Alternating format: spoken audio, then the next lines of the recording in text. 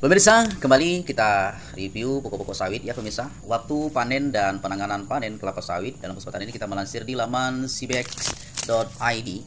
Produktivitas tanaman kelapa sawit varietas Tenera ada 128 pokok per hektar ya secara umum pada lahan kelas S1, S2 dan S3 pada siklus umur 3 sampai 25 tahun. Untuk lahan kelas S1 rata-rata ini produksinya adalah sekitar 24 ton per hektar ya per tahun. Jadi jumlah tandan itu 11 per pohon per tahun. Rata-rata berat tandan ini 21 kg. Lahan kelas 2 S2 rata-rata produksi 22 ton per hektar per tahun. Jumlah tandan 10 per pohon per tahun. Rata-rata berat tandan 20 kg. Untuk lahan kelas S3 rata-rata produksinya 20 ton per hektar per tahun. Jumlah tandan 10 ton per tahun. Rata-rata berat tandan 19 kg. Jadi pematangan buah, proses pemasakan buah terjadi pembentukan komponen buah setelah jenuh ya. Masing-masing unsur menyusun maka dimulailah tahap pemasakan buah dan ditandai dengan hal-hal sebagai berikut. Perubahan karbohidrat menjadi gula ya, ditandai dengan manisnya inti sawit dan ampasnya. Konversi ya, hemisiolosa menjadi sakarida sederhana ditandai dengan berkurangnya ikatan antar serat dan struktur yang lembut. Perubahan warna buah dari hitam kehijauan menjadi hijau kekuningan, kemudian kembali menjadi jingga oranye. Nah, pemirsa, dan ini juga perlu kita ketahui. Jadi setelah trigliserida direstrukturisasi menjadi asam lemak bebas di gliserol, buah mulai lepas dari tandannya.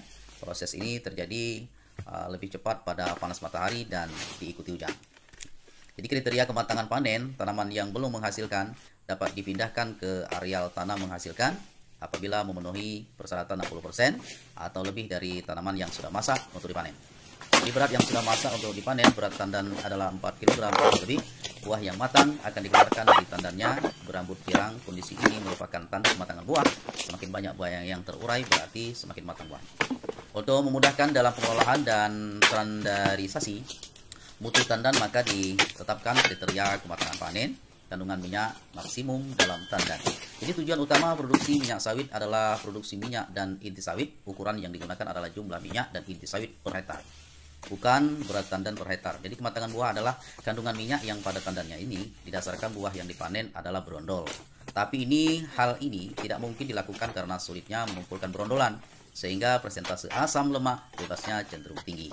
Kandungan asam lemak bebas rendah, umumnya konsumen menginginkan minyak dan inti sawit dengan kandungan asam lemak bebas yang rendah. Hal ini dapat diperoleh jika buah yang dipanen masih dalam keadaan mentah.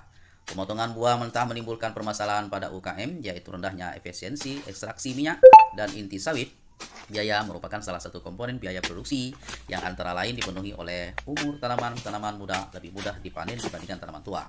Jadi tanaman muda dipanen menggunakan dodos pemirsa ya, sedangkan yang tua biasa kita ketahui menggunakan egrek. Oleh karena itu, basis grosir hasil panen tanaman muda lebih besar dibandingkan dengan tanaman tua.